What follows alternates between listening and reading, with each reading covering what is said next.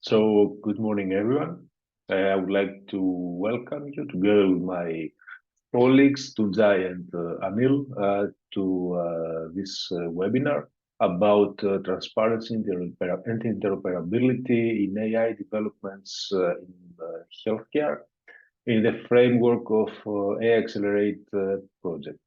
So I would like to wait 1 or 2 more minutes. Maybe some other people is going to join, and then we will start the webinar.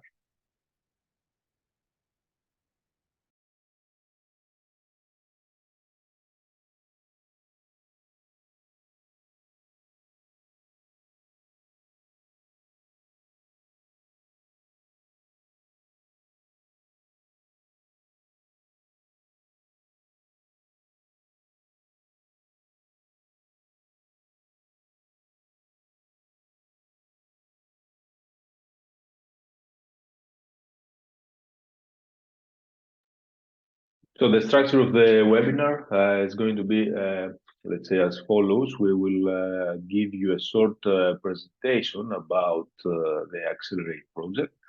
And in order to enable you to understand better what is the framework behind it and what we are trying to achieve through the project. And afterwards, Anil and Tunjai and Anil will present the technical solution and challenges that we are facing for about the interoperability and transparency of artificial intelligence in smart healthcare. So let's wait a little bit more, 1 or 2 minutes. Just following the list of people that are joining. So let's wait 1 more minute, and then I will start presenting briefly the project.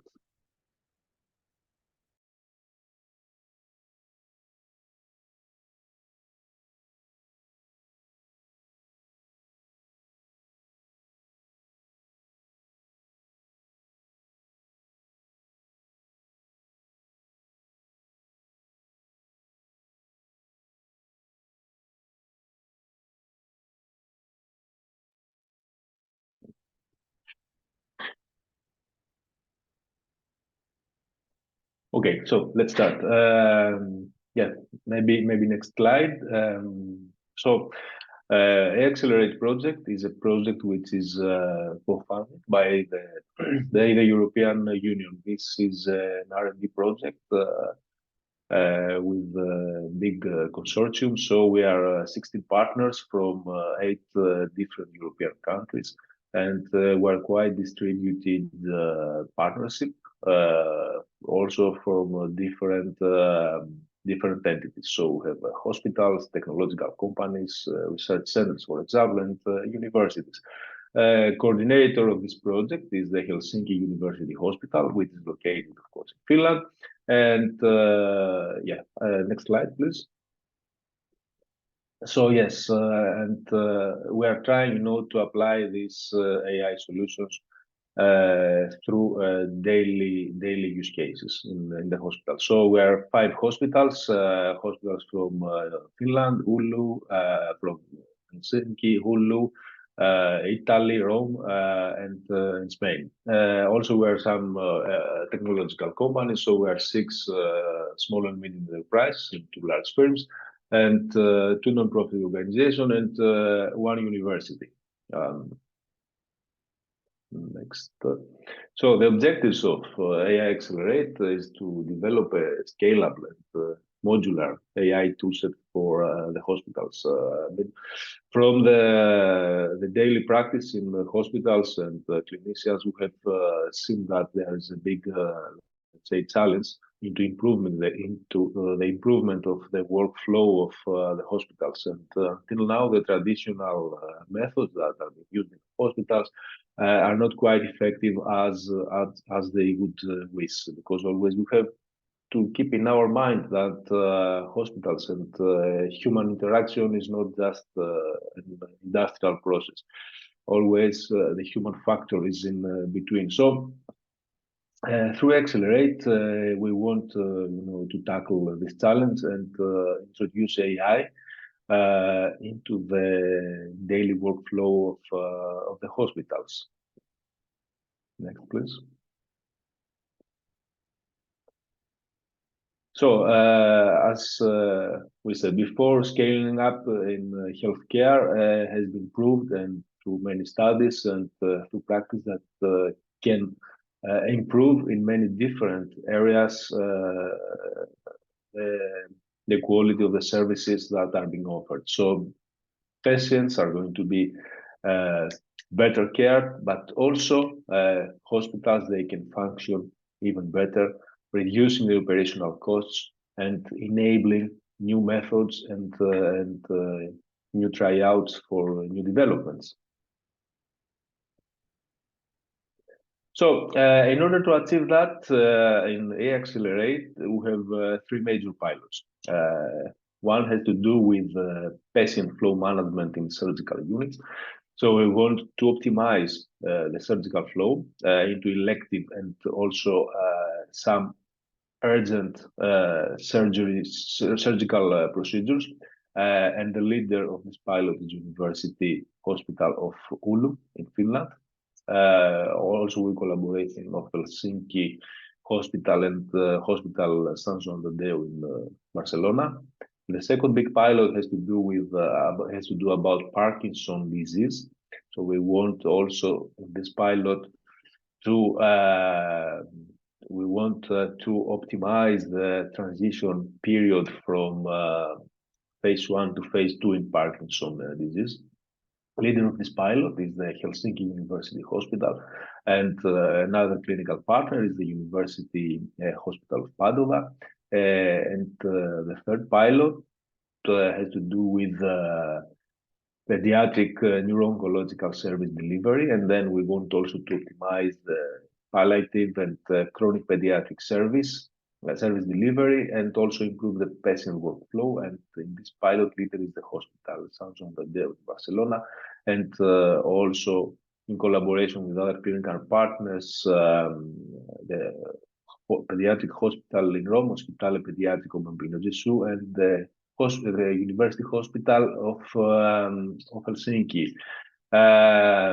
Next one, please. So, in order to give you a better understanding of what we are going to do, we are going to present you now very, very shortly one sub case of these pilots, and yeah, we will try to make you be the topic. So one of the challenges that we have to tackle in the use case in pilot 3, in one of the use cases in the hospital in Barcelona, is that we want to reduce the length of stay of a patient inside the hospital. So now, according to the literature and according to the protocols for specific intervention that the patient has to be taken inside the hospital, there is a standard length of stay.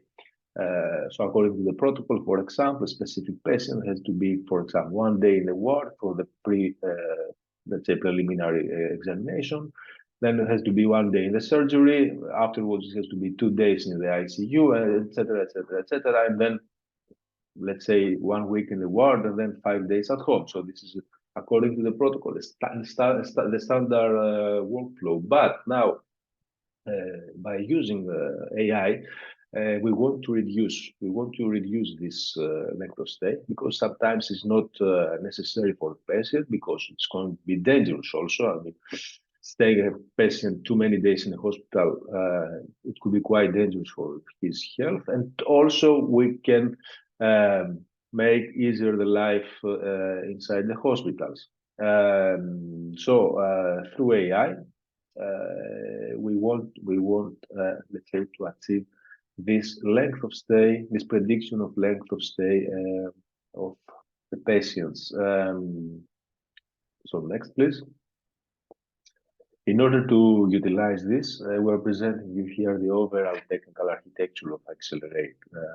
We have many big pieces. I mean, the bigger piece is the machine learning or AI module, which is responsible for generating the predictions.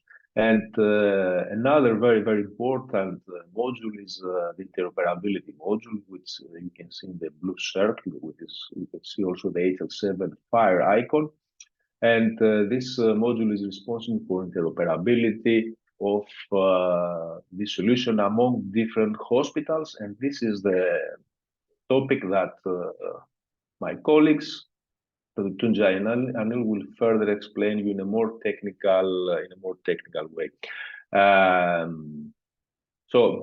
Next one, please. In order to visualize all these, let's say, developments, we have also created in close collaboration with clinicians some modern dashboards where the clinicians, I mean doctors, nurses, can have the overall view of their patients, and also receiving the recommendations from the algorithms. Here, for example, you can see one part of the of pilot 3 in Barcelona hospital, and you can see the patients list.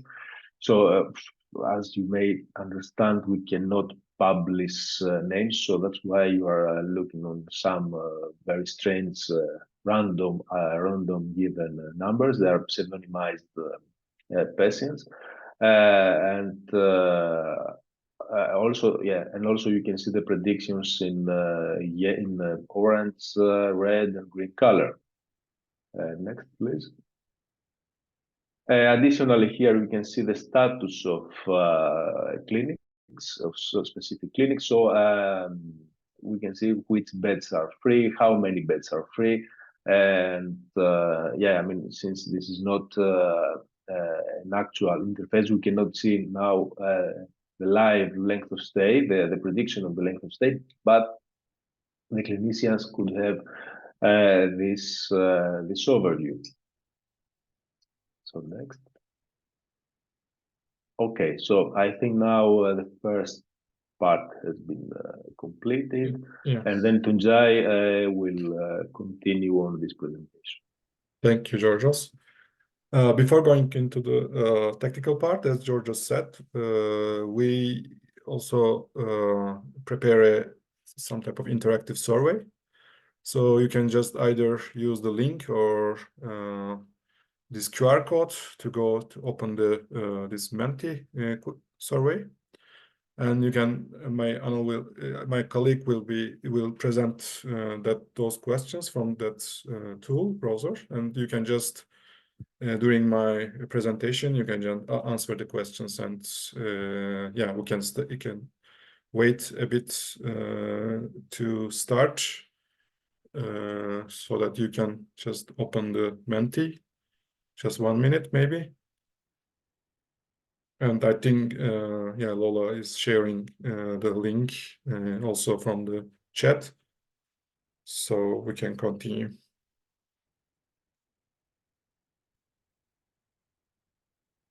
Okay.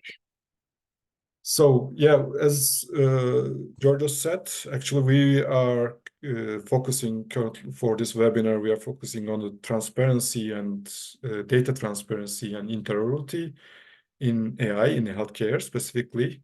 But we are developing this methodology and also tools underlying it in several projects, and Accelerate is one of the most important one that we matured it enough. And we actually start from the question that why there is not enough AI in clinical practice. So, and these are the possible reasons actually that is also discussed in this several publications or several research. And you can, my colleague will present you you can just rank them, which one you believe that it is more important. Yeah, I haven't passed the first question because I don't. Okay, I got 6 responses, so I'm passing to the next one. Okay. Okay, so these are the possible reasons. So it's just basically inaccessibility of relevant data due to organizational or technical difficulties or some type of legal difficulties, or is it about algorithms developments concerns like data biases for the trained AI models, or lack of explainability or some type of insufficient accuracy, etc.? Or is it about regulatory frameworks because they are continuously changing, and also, or is it ethical or social concerns or difficulty in integration into production environments? Although we create good models, it is still difficult to integrate into production environments. And of course, all of these are important, but yeah, you can just rank them. And regarding our topic, as I said, this transparency and reproducibility and data interoperability are actually all related with all these reasons, because without transparency, you cannot talk about some type of regulatory framework, because you need to first know what you are sharing or what data you are sharing or talking about. Or still, the difficulty in integration is mostly one of the most important things, the interoperability problem, etc. So, and we know from the facts that I just put some examples from the publications, like this is really a problem. Reproducibility and transparency is a real problem in general in AI research and also in healthcare. And only 5% of AI researchers share source code or some similar documentation, or less than a third of AI research published are reproducible or verifiable. And for example, as an example, how it is difficult or costly for the integration. For example, it's in one of the publications research, they say that the kidney failure risk equation, which it doesn't have that much parameters, are still very costly, like $2,000 to integrate into a single site. So when we check the transparency concept in AI, in the literature, in the state of the art, they talk about data transparency. That is, what is your data set, or how you obtain it or collect it, or how you transform it to that version. And then development transparency, so how you train your model, or which methodologies you use for missing values, etc. And also model transparency, or what's the accuracy or other parameters of your AI model at the end. And the impact transparency, so you use the AI model in the part of some clinical scenario or some evaluation or some clinical study, and what are the results. So there are problems in these transparencies, so that also the EU AI Act is also focusing on this. So why this is needed? So it's just transparency is needed because to build trust between interested parties, patients, healthcare professionals, and decision takers. Also to ensure ethical and legal AI systems, so that we can talk about what data we are talking about sharing. Or also we need them to evaluate the quality of the data sets or potential data biases so that if we know how the data is prepared or how the AI model is generated, we can talk about these potential data biases for the research, and even we can use the research and reproduce in another healthcare settings, so to progress the AI research by enhancing the accuracy. Now, because of the EU acts, to comply with the AI regulations, we need to be transparent in our AI research. And also we need transparency, I think, to ensure data economy or health data spaces like European health data spaces to communicate data requirements, quality criteria among parties. So this is important. And same actually for interoperability, which are very linked concepts, because for model development, if you are working with different healthcare settings, you need a data harmonization. So you need interoperability for your data sets. Or if you want to validate your model into another setting, you still need this data harmonization and interoperability.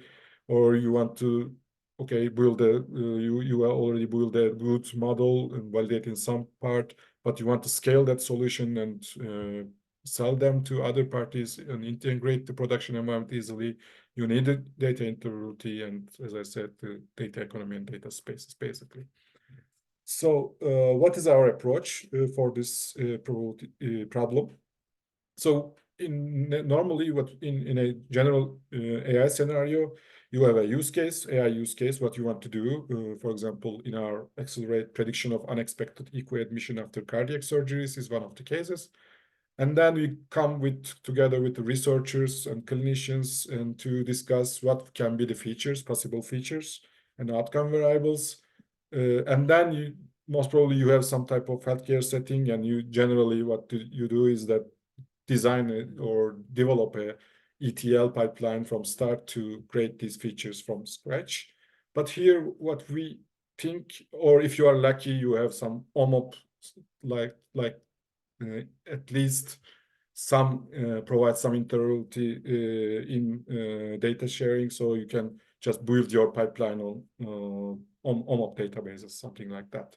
But we believe that for complete transparency and complete interoperability, we should define a pipeline end-to-end from source settings to the AI model. So what we do is that we use another decoupling point and use the HL7 FHIR, which is, I think, one of the practical and best standard for healthcare data exchange for interoperability, as the decoupling point or interface between the healthcare setting and our pipeline, so that we decouple the actual pipeline and algorithm, everything from the data source and the AI model in 2 points. So we use HL7 FHIR because it has certain characteristics that it can be customizable, with also it defines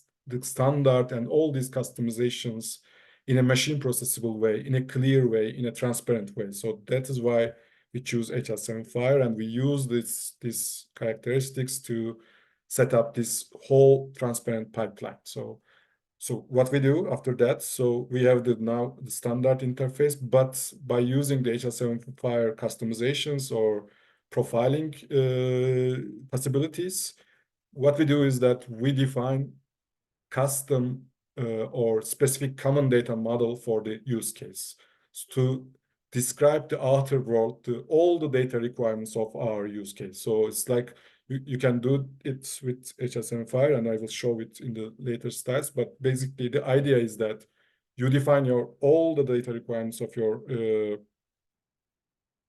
use case, and you did this with the machine processable and very clear with rich metadata.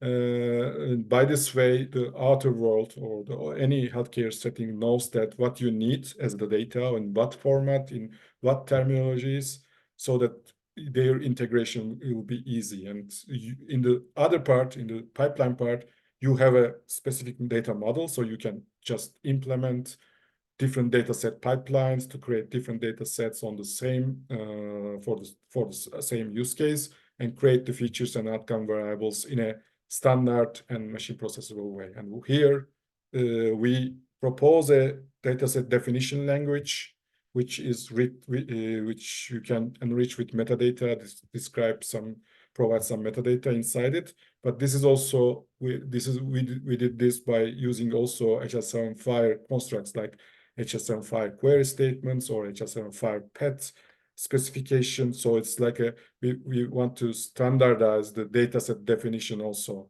So it's like a definition of the dataset by using the FHIR constructs in a, again, transparent way. So you know that how each of your feature or outcome variable is calculated from the data model. And then, of course, to link the other side, of course, there are many integration engines in the market currently, so that you can just transform your data in hospital to FHIR, and you can use many of these. But we also provide a practical and easy way for this, and define a mapping definition language, which is very practical, we think. So by using these definitions, mapping definitions, and some software processing them, you can transform your data into FHIR and link to this AI solution that is provided by this definition. So, and by proving that this is possible, that these definitions can be usable in real life, we also implement some software for both data integration, also both for dataset extraction, this data extraction suite, so that we just use this definition, process them, and extract the training data sets, or even use them for online prediction. So, as I said, sorry for interruption, Tuncay. Maybe we can remind that the Mentimeter is running with new questions, so we can give some time to the audience so that they can go and respond new questions. Yes. Okay. Yeah, you can just answer the questions in the meantime, and I will continue. I think the next question will be later in the slides. So yeah, we use this methodology in Accelerate in 3 pilots, as I said, and now there is ongoing projects, data tools for heart and AI for heart failure, and there we are using the same methodology to define the whole pipeline according to with these definitions, standard definitions, and also execute them to prepare the data for pilots. And with a new project, PalliaKit, we will use the same. It's just started, so we are still demonstrating and using the methodology. So let's start from the first step. So common data modeling by using FHIR. And what is the advantage of FHIR here? So because it provides you the constructs or the mechanisms to define this in a transparent, also in a machine processable way. So you can just define a standard interface you need a standard interface to how you search and access the healthcare records. And the FHIR provides this with some special definitions called capability statement. For example, they are using generally to define your capabilities in terms of FHIR standard for a client or server. And in AI use case, as AI solution is some type of a client for data, we can define the data requirements of that client, or the format of the data that it needs to use the AI solution and also feed the AI model. So we use this capability statement, as I said, to define this. And also you can define these customized standard data models specific to your scenario. I will show what they mean, but basically it's just to define which type of data you need and how you assume that these data will be. And this is called structure definitions, and this also includes both metadata and machine processable ways to how you need the data in which format. And again, you also need to declare information of interest for the use case. For example, you may need to define some phenotypes for your use case, like having what it means to have some type of patient having a depression or patient having a cardiovascular disease in terms of medical terminology. So, or you need to define a set of lab tests, for example, to that you are interested for the use case, so that you will calculate some features about them. And here we have, again, this construct called cult systems or value sets. So there is a standard way you can define these in your common data model. And this is just a summary from Accelerate, how we use it. As I said, the capability statement is like declaring which resources you will use for this scenario, like observations or conditions or diagnosis information, etc. And then you can provide a list of structure definition, which type in more detail, what category of information you need. For example, FHIR defined procedure to represent any type of clinical procedure. But for example, in our case, in surgery scenario, we need to distinguish what is a main surgery procedure record and what information we expect in it. So we define a specific profile for it by using the FHIR constructs, which is the surgery phase details. And in this profile, we define how we distinguish this is a main surgery procedure code and what is inside in it. So it's what we expect from this record.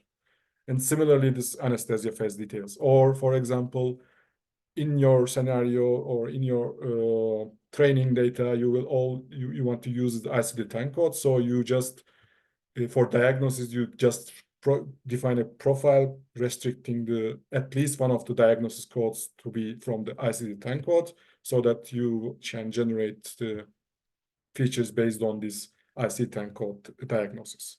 Or for example, in our scenario, we have an ISA classification, which is actually a classification of physical status of patient before surgery. So you just define what a assay classification observation looks like by using the medical terminology, like how you distinguish such a record by from a CT code, or what will be the values, like here, as you can see, with a value set saying that, okay, ISA1 is indicated with this CT code, etc. So you clearly define with both metadata descriptions of the fields or values and also the machine processable way. And now we have the common data model. What we need, if we define what we need for the solution, we need to define the data set itself. And here we go with the same approach.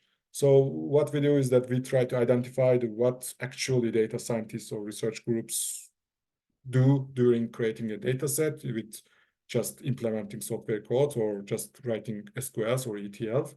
So mostly they do start with defining a target population cohort, and then identify what categories of information or health events, facts needed for the data set, like we need diagnosis of the patient, or motor symptom assessments for Parkinson case, for example. So these are identified, and then they write how they can get this information from the source system. And then you define how you sample the data for creating the training data set. So which are the important time points for my scenario.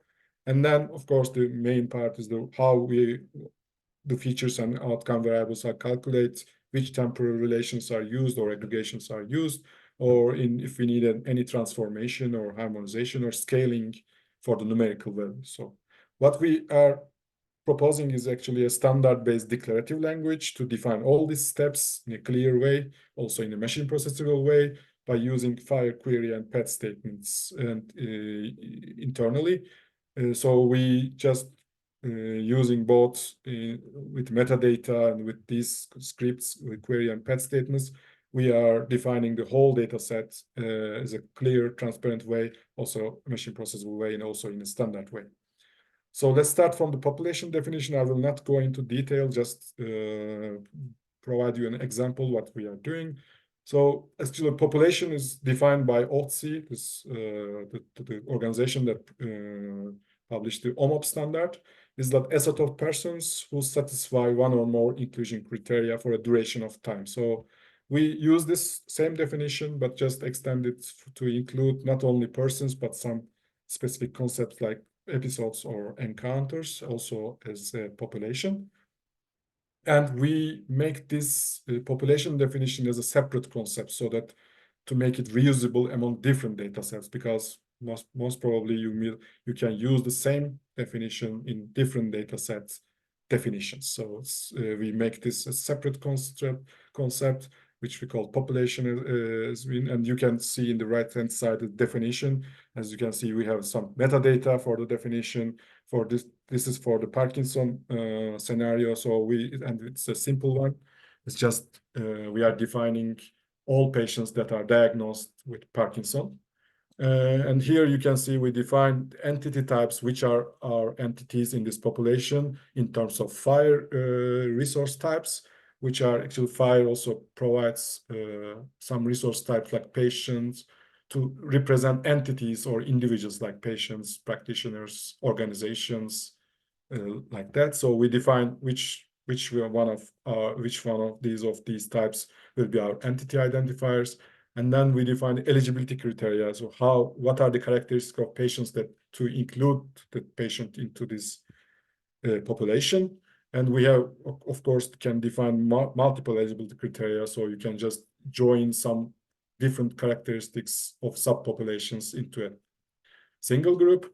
So for each eligibility criteria, you can just define some FHIR filters or search what you want to expect from that entity. So for a base filter on the entity demographics data, so you can just, for example, just filter the population into just male patients or female patients or I don't know, from some ethnicity that are information in the patient resource. But then after you can define many filters to define the inclusion criteria or exclusion criteria. For in this example, we are defining that any patient that has at least one this condition resource with this code, which is actually the ICD-10 code, as we know that in our common data model, we are using ICD-10 for this use case. We just state that, okay, the G20, which is the diagnosis for Parkinson, and query all the condition resources with it, so that this is our filter for the this eligibility criteria. And now we define our what is the entity identifier in this resource. And also we define here, as you can see, the event time, which time this patient start to be eligible. So this is like the diagnosis time or the onset date time of the Parkinson, so that as from the definition, it's the duration of time also is important for this eligibility. So by using this FIRE-PET and the FIRE source statements, we can easily define this population like this through metadata. And the second step is, as I said, define the category of information. And we have these feature group definitions, again, as a separate constructs to reuse in different data sets. And it's like a result set, like a SQL result set, or here in case, it's like a FIRE result set. And here, as you can see, again, we have the metadata. We state which resource we will get the information from. Like here, in this case, we are representing the blood pressure information. We are trying to get the blood pressure information. So it's like the observation resource. We also indicate which profile we are expecting to target resources to be compliant with. So we are the blood pressure profile. And then we write a FIRE search statement here to indicate which records we are interested in here in this feature group definition or this result set. And here you can see we use a LOIN code that is used to indicate the blood pressure records here. And then we define these features, the important variables that will be used for the feature calculation. So here you can see the name of the parameter and some metadata, the data type, and then FIRE-PET, how you extract that information from the result set. So it's like the subject field of the observation resource. And here important thing is, again, that we need to identify which are the entity identifiers in this feature group. So here, in this case, the PIDs are patient identifier, and also the timestamp for the feature group. So it's the time of this blood pressure measurement. And here you can see for the systolic and diastolic values, we again write a FIRE-PET statement according to our the common data model. So we know that in our common data model how to code this systolic and diastolic information, and use that codes here to extract that information, systolic and diastolic variables. And the next point is that now we have the data, categories of data we will use, and now we want to identify how we want to sample the time points for our data set. So because you have different type of categories with different frequencies. So, for example, you can have a more frequent vital sign data, but less frequent medication usage data or lab tests, etc. So, according to your scenario, you need to define how you want to sample your data set. So, there are several ways used by data scientists and researchers. And one of them is choosing a specific health event as the reference time point. So, for example, if you are predicting the duration of surgery, you'll use the start time of surgery as your reference time point, and your every row in your data set will be indicate the features before that time and calculated before that time, like pre-surgery data. Or if you are predicting readmission after a discharge from a hospital, you will use that discharge time as the reference time point and use the data before that for calculating features. But also in some scenarios, you want to divide a specific period of time into some periods and use each time point as your sampling data. For example, also in our case, if you want to predict the length of stay after some specific surgery, you have actually many time points that you want to take the patient snapshots, health status snapshots actually. So, for example, if you have vital sign data, frequent vital sign data in the ward or ICU, like every 5 minutes, then you want to just sample your data maybe every 1 hour or every 8 hours, something like that. And for each of these time points, you can calculate your features accordingly. Or in some cases, if you are, for example, predicting some type of outcome event like complications after surgery, you may want each row to indicate a situation, for example, 1 hour before the complication or 2 hours before the complication to check that if you can predict this complication 1 hour before or 2 hours before, etc. So what we do is that, as I said, to handle all of these scenarios, we define an easy way to define these scenarios, like providing a methodology and providing a period or minimum gap, etc. But the details are not important. Also, get the events or define the events from a feature group. For example, here we are using the complication events or the feature group definitions as our outcome events for this reference time point calculations, and all these sampling data points are calculated according to these complications if patient has the complications. But if patient does not have complications, it's just the period is divided into 1 hour periods. So we make this definition easy and human readable actually.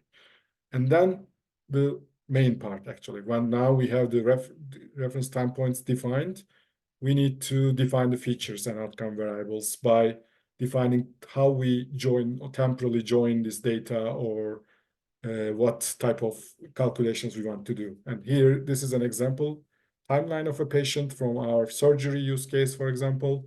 And here you can see in the chart that we sample data points. And here, for example, at 5th day, we are trying to calculate the snapshot of the patient, a row for the patient. And you can, of course, by using our definition language, you can easily define different type of temporal windows or joins or some type of aggregations easily. And here in our case, for example, if you want to use the vital sign data and try to calculate some features, you can just state that, okay, I want 3 8-hour windows before that, this reference time point. And for each of the 8-hour windows, like take the SpO2 or systolic values, calculate these aggregations for each of it and make them in each of them as a separate feature. So like last 8 hours average of systolic value as one feature, or standard deviation of it's another feature, etc. So you can easily enumerate just from one specific information to enumerate many features or many calculations easily with these by using these FirePath expressions and also the aggregation names and just providing these periods or numbers. So this is actually what we do, and we also provide in here to enable the user to supply some contextual data like thresholds for some numeric values or some unit conversion formulas for harmonization of units, for example, lab result tests. And we use, you can use the FirePath expressions to make these transformations or rescaling the numerical values into some type of scale, like 0 into 0 of 1, so that the AI partners or when you go into AI expert do not need to know the details of the domain. It can just concentrate on AI development, and you just all do the domain related knowledge here in your definitions.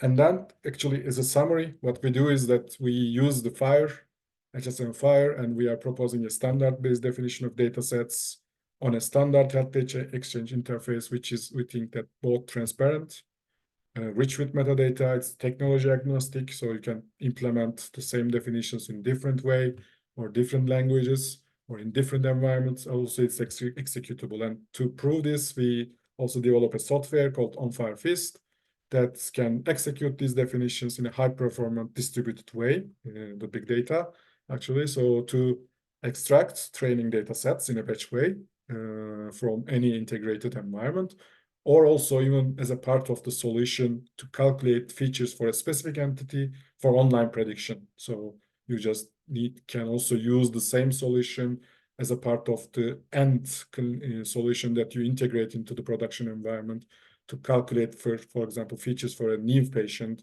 that you want to predict the results. And we implement the feature store, implement this tool by in line with the feature store concept in AI. Maybe you can answer the question. Also here we have another question for this. And it has several capabilities, so it can do incremental data synchronization. So you don't need to have the high performance, and it also implements offline and online store for features, and it's also using Apache Spark for distributed processing. And the data integration part, as I said, I will again not go into detail, but we also create a very practical solution for this and definition for transferring mapping definition from a source system into a HSM file. As you can see, we just provide a JSON template. Actually, it's like a template language where you provide file path expressions in the placeholder. So you can just provide a fixed content together with some dynamic content on a source schema. And we also force in the mapping definition to define the source schema like this as an example, by using the structure definition, so that is also transparent. So your source schema is transparent. The target file profile is transparent. Your mapping is also very transparent and human readable. So this is another part of the pipeline actually for transparency. And we provide tools for this data integration part also. 2Fire, which is a distributed ETL engine to load data from any data source like SQL databases, CSV files, or Apache data streams, or even RedCap installations. And it can execute these template-based mapping definitions to transform this data in a distributed way. Also, you can set up it like an iterative way or continuous way on-demand pipelines, like every day transform the next or the data created on that day into Fire. You can set up like that, or you can just set up a continuous pipeline or on-demand pipelines anyway. And we have also user interface to define these mappings and manage and monitor the mapping definitions and pipelines for this tool. And we have On-Fire.io to securely store the data in Fire format, and also it provides the enable the applications to manage this data and query health data over Fire API. So as you can see in our Accelerate examples, we use both of these tools to transform the data in the hospitals into Fire format and store them into our health data repository, and which provides the Fire API that our dataset definitions needs. And you can find these data integrations or mappings in open source from this GitHub links. Also, you can find an example that how we transform Mimic 4 dataset into Fire Release 4 by using this GitHub link. So at the end, how we can use these transparent definitions, or how they are beneficial. So basically, actually, what we experience from all of our projects. So if you have a collaborative AI project or initiative, and you need data from different healthcare settings, you need harmonization of data sets. Even you do federated learning, or you don't do federated learning, but just cross-validate the models. So harmonization of data set is always possible. So you can use this pipeline to define this very harmonized data sets and apply the methodology to create these data sets from different hospitals. Same data sets in the same semantics and the same syntax. Also, you can, with such large projects, you can just manage the definitions and data sets among different data scientists or AI teams. Also, it's, I think, very important for also maybe a best practice for European health data space or for health data marketplaces. You can use the pipeline as the standard definition of data sets. Also, we extend the pipeline, I don't mention it, but to define quality criteria on the data sets or some descriptive statistics, so that, for example, a medicine company or some client for as research can just declare what it needs as the data sets coming to a project or a health data marketplace, and the hospitals can just understand what is needed as the data sets, which quality criteria they need to provide, or some statistics they need to provide, and then they just get the whole definition and just run them with our tools or any other tools implemented to process those definitions to create the data sets internally in their local hospital servers and just share the maybe, for example, quality criteria or metadata like these descriptive statistics with the client so that they can then agree on how they will continue with this data sharing or whatever it is. Or even also the tool or the methodology and the tools will be used if you want to have if you have already developed an AI solution with the model and the user interface, for example, and you want to integrate with many hospitals or you want to sell it. And here we believe that cost of implementing a whole pipeline on a custom data source is more greater than cost of defining these mappings from source systems to a well-defined data model. So this is all. I can open the question and answer part, and if you have any questions, yeah, you can. Actually, Tuncay, I stopped the presentations. Maybe we can we start can from also the beginning because it was hard for the listeners to both listen and answer the questions. We can. Will you want to share, or you want me to share? You can share, and I can pass. You can share from the let me say listener link from the link Lola shared. Okay, I was just sharing it. Or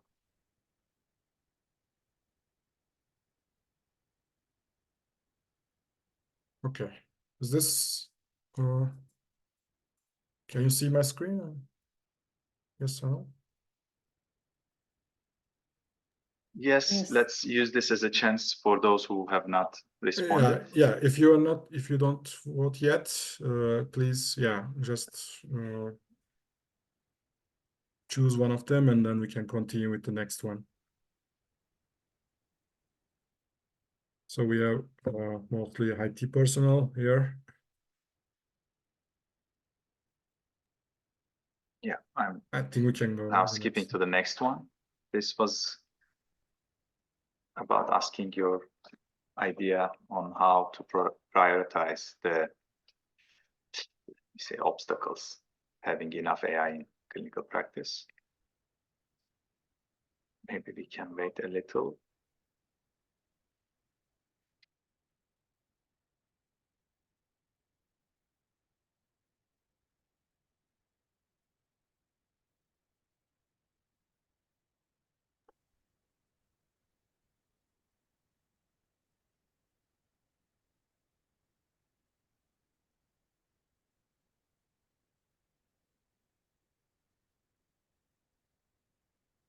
Well, it seems, inaccessibility of relevant data for development and validation. This is the reason that we are having serious problems while running the projects.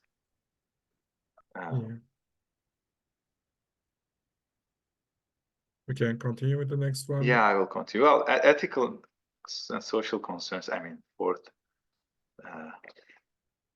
This was also the case from another poll that I've seen. I mean, when we ask people, the answer puts these ethical, and data access privacy things not to the first, let me say, first places in this kind of prioritization, but it's still, I mean, it's still the most challenging part in data access. I'm passing to the next one. Well, any other reasons? Yes. Maybe if you see any other reasons, you can put here.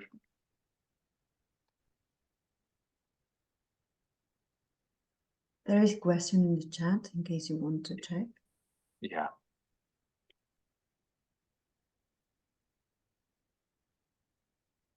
By the way, yes, it's possible to write conditional statements. So we can have that while creating the resources or not creating them, or while assigning values inside the mapping, we can write these conditional statements.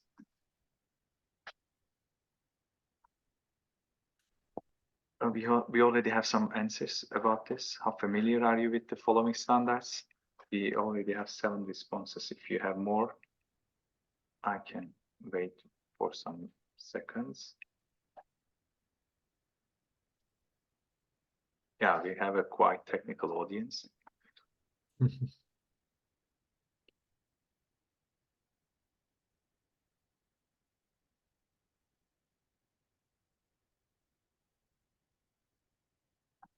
Question. So this is the first time. Yeah, sure. This one.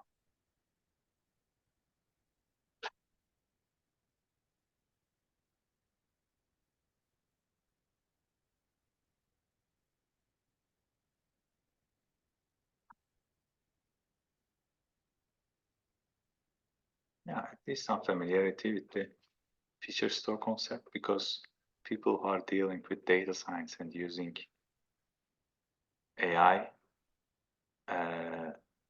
I assume have come across this feature store concept, because there are now multiple implementations in the market. Passing to the next question.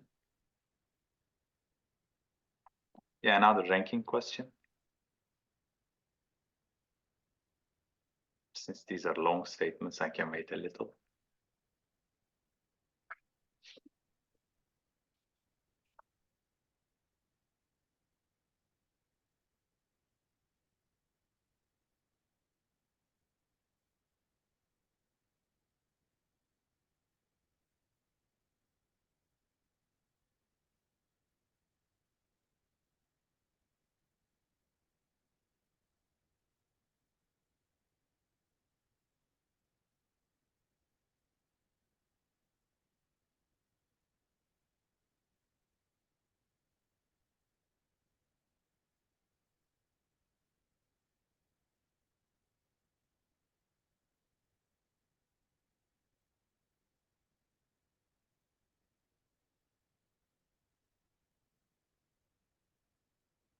Seems that the data harmonization among different clinical research settings is the most important one. Yeah, I mean, this is also what the calls are requesting from the projects, and in several projects we are trying to do. This is a really challenging thing, and I think once achieved, it adds a great value to AI and data science, data analytics as a whole.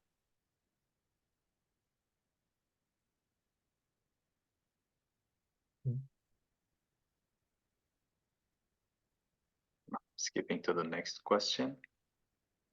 We already have 5 answers. Okay. Well, yeah, an open-ended one. Let's wait if someone says something.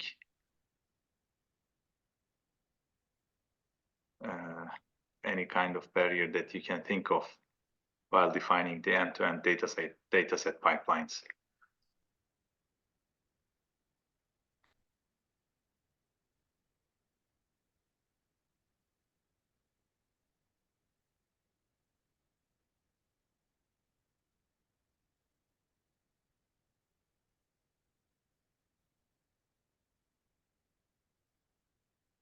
Oh yes, requires too much technical expertise.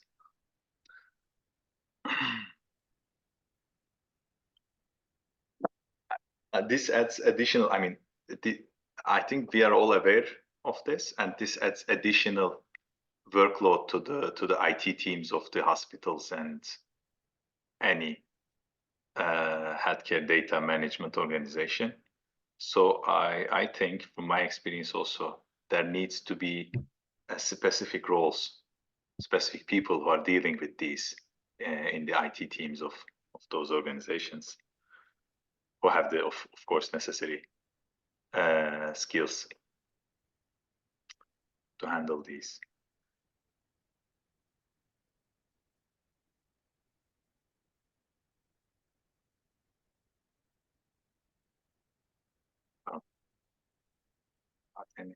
Not any other response. I think I'm skipping to the next question. Oh yeah, this was the end. Thanks for your responses. I think from this technical audience, we have well, we have similar views, as we are also some technical dealing with technical work in these kind of projects.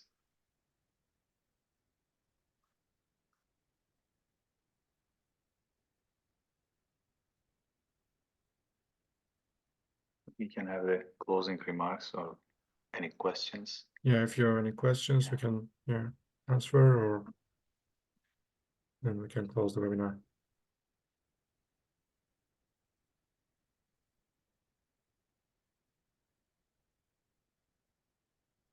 There is one. Okay, thanks. Okay, thank you then for all who participated and listened to the webinar. You can contact us for more detailed questions or interests. Thank you. Thank you as well.